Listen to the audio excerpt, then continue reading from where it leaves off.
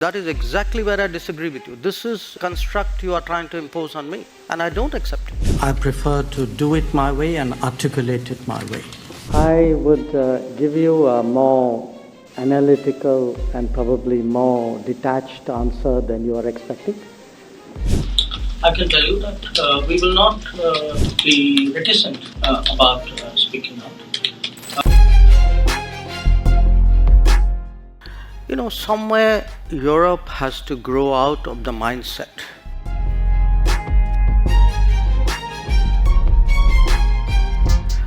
that Europe's problems are the world's problems, but the world's problems are not Europe's problems. Today Europe is buying oil, Europe is buying gas.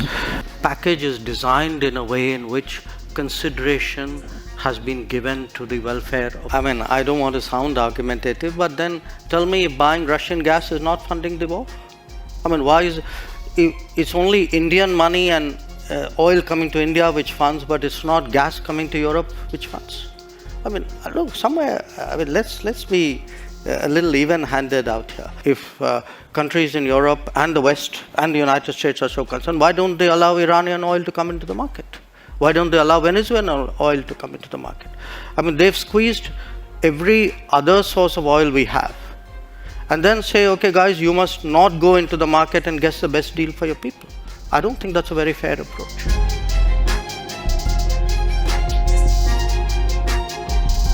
If I were to pick a single thing we've done, a difference we've made, democracy is in some form the future. A large part of it is due to the choices that India made and choices that India stuck with in very difficult situations. And there was a time when in this part of the world we were pretty much the only democracy. So if democracy is global today, or we see it as global today, I think in some measure that credit is due to India.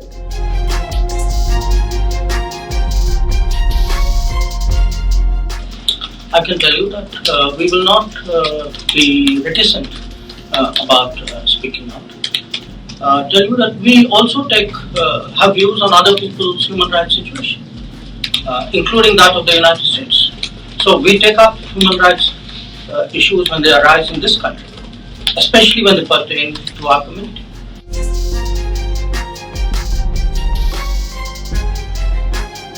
First of all, thank you for the advice and suggestions in your question. I prefer to do it my way and articulate it my way. As Secretary Blinken has pointed out, we have made a number of statements which outline our position in the UN, in our parliament and in other forums. What those positions state is that we are against the conflict, we are for dialogue and diplomacy, we are for urgent cessation of violence, and we are prepared to contribute in whatever way to these objectives.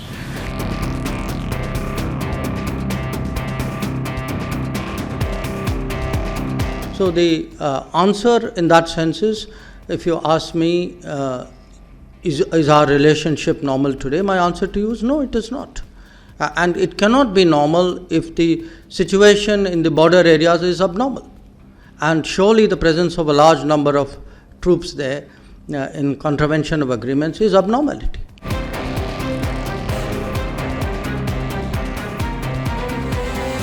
What we saw was the low-income buyers were being squeezed out.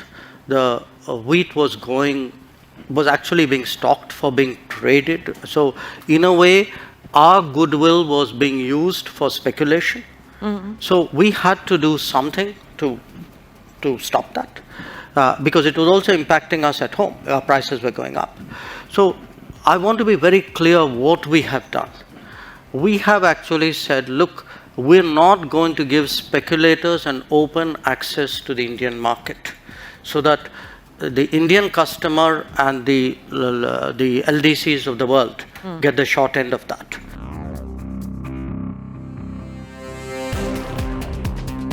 Well, I don't think the situations in the Indo-Pacific and the transatlantic are really analogous, and certainly the assumption in your question that somehow there's a trade-off and one country does this in the Pacific, so in return you do something else.